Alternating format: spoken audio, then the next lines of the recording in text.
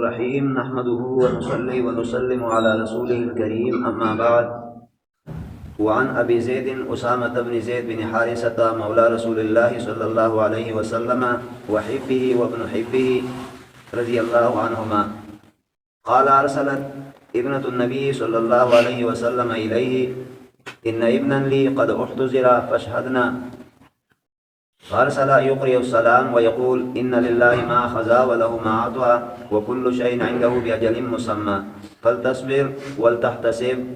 فأرسلت إليه تقسم عليه ليأتينها فقام ومعه سعد بن عبادة ومعاذ بن جبل وأبي بن كعب وزيد بن ثابت ورجال رضي الله عنهم. فرفع إلى رسول الله صلى الله عليه وسلم الصبي فوقد في حجره ونفسه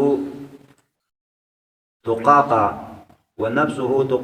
ففازت عيناه. فقال سعد يا رسول الله ما هذا؟ فقال هذه رحمة جعلها الله تعالى في قلوب عباده وفي رواية قلوب من شاء من عباده وإنما يرحم الله من عباده الرحماء متفق عليه. اللهم صل على النبي الأمي وعلى آله وأصحابه وبارك وسلم. اس حدیث مبارکہ میں یہ بیان ہے کہ غم اور خوشی دونوں اللہ تعالیٰ کی طرف سے ہے، اور نبی کریم صلی اللہ علیہ وسلم کے ایک صاحبزادی جس کا بیٹا آخری وقت میں تھا، اس نے آپ صلی اللہ علیہ وسلم کو بلایا، اور آپ صلی اللہ علیہ وسلم نے ان کو کیا تسلی کے الفاظ دیے، اور آپ صلی اللہ علیہ وسلم نے اس موقع پر کیا عمل ارشاد فرمایا. تو حضرت ابو زید اسامہ بن زید بن حارثہ جو رسول اللہ صلی اللہ علیہ وسلم کا آزاد کردہ غلام ہے، فرماتے ہیں ارسلت ابنۃ النبی صلی اللہ علیہ وسلم الیہ، کہ نبی کریم صلی اللہ علیہ وسلم کے ایک صاحبزادی نے آپ صلی اللہ علیہ وسلم کی طرف پیغام بھیجا. یہ صاحبزادی کون تھی؟ محدثین اکرام فرماتے ہیں یہ حضرت زینب رضی اللہ تعالی عنہا تھی، جس کا بیٹا بیمار تھا.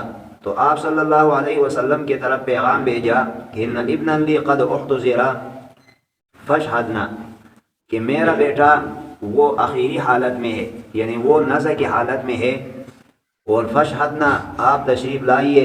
فارسل یقرئ السلام ویقول، تو اللہ کے نبی صلی اللہ علیہ وسلم نے اپنی بیٹی کو پیغام بھیجا اور اس کو سلام کہا، اور آپ صلی اللہ علیہ وسلم نے فرمایا کہ ان للہ ما اخذ ولہ ما اعطى، کہ بے شک اللہ تعالیٰ کے لیے وہ ہے جو اللہ تعالیٰ لے لے، ولہ ما اعطى، اور اس کے اختیار قبضہ میں وہ بھی ہے جو اللہ پاک دے دے. یعنی جو کچھ اللہ پاک لے رہا ہے یہ بھی اللہ تعالیٰ کا ہے، اور جو اللہ پاک نے عطا فرمایا یہ بھی اللہ تعالیٰ کا ہے. وَكُلُّ شَيْءٍ عِنْدَهُ بِأَجَلٍ مُّسَمًّى، اور ہر چیز کے لیے اللہ تعالیٰ کے نزدیک ایک وقت مقرر ہے. یہ آپ صلی اللہ علیہ وسلم نے اپنی بیٹی کو یہ الفاظ ارشاد فرمائے. فَلْتَصْبِرْ وَلْتَحْتَسِبْ، تو صبر کرو، وَلْتَحْتَسِبْ، اور ثواب کی امید رکھو. ہاں، اس حدیث شریف میں جیسے بہت سارے اور بھی باتیں ہیں، من جملہ ان باتوں میں سے یہ ہے کہ ہمارے ہاں جب بعض وقت ایک چھوٹا بچہ فوت ہو جاتا ہے تو لوگ اس کے لیے بڑے بڑے انتظامات کرتے ہیں، اور بہت بڑا یہ اعلان کرو، وہ اعلان کرو، فلاں کرو، فلاں کرو. حالانکہ نبی کریم صلی اللہ علیہ وسلم ہے، اور آپ صلی اللہ علیہ وسلم کا کیا ہے؟ نواسا ہے، اور بیٹی ہے حضرت زینب رضی اللہ عنہا.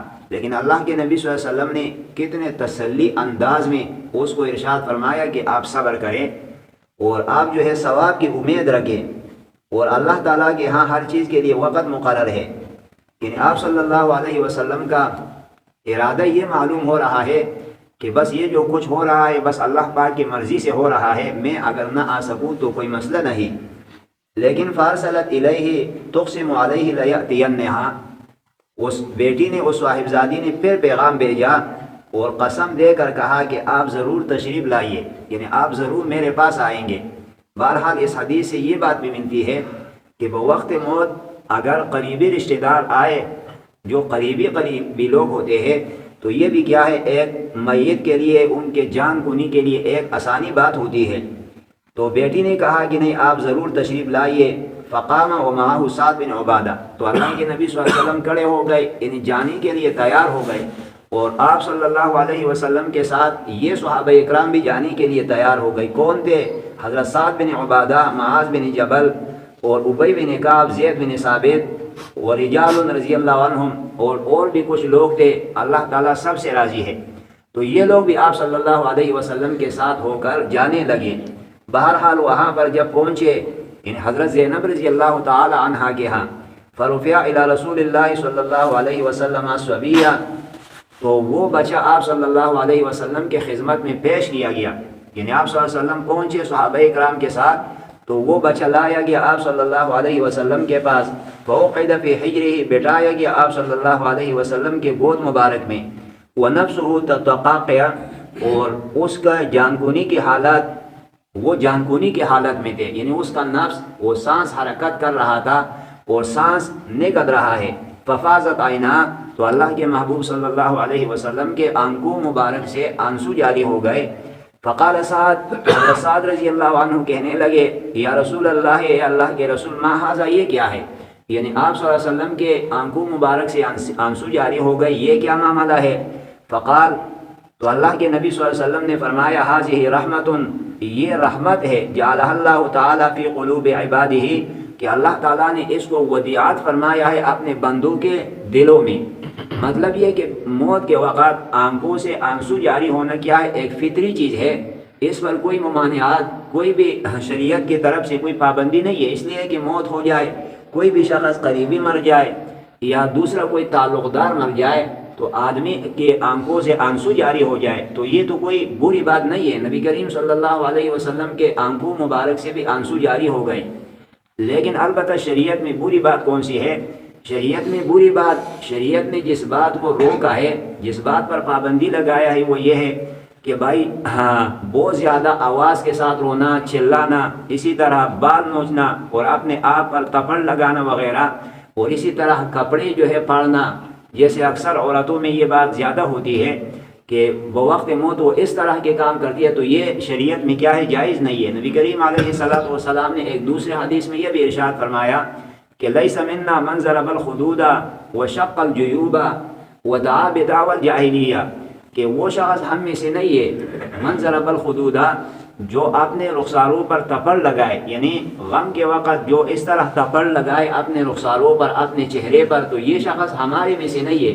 وشق الجیوب، اور جو شخص غم کے وقت جو ہے اپنے کپڑوں کو پہاڑ دے تو یہ بھی ہمارے طریقے میں سے نہیں ہے، یہ شخص ہمارے طریقے پر نہیں ہے۔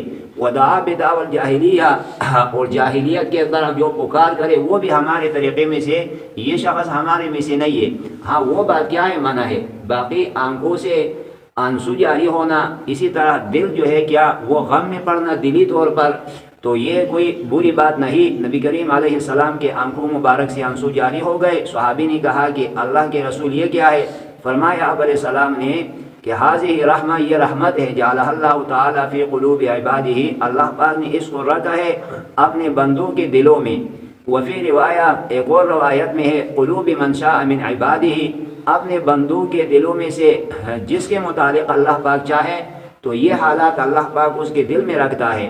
وَإِنَّمَا يَرْحَمُ اللَّهُ مِنْ عِبَادِهِ الرُّحَمَاءَ، اور بے شک اللہ تعالیٰ رحم فرماتے ہیں اپنے بندوں میں سے اس پر جو لوگوں پر، مخلوق پر رحم کرنے والے ہو۔ اللہ تعالیٰ اس کا یقین اور عمل کرنے کی توفیق نصیب فرمائے۔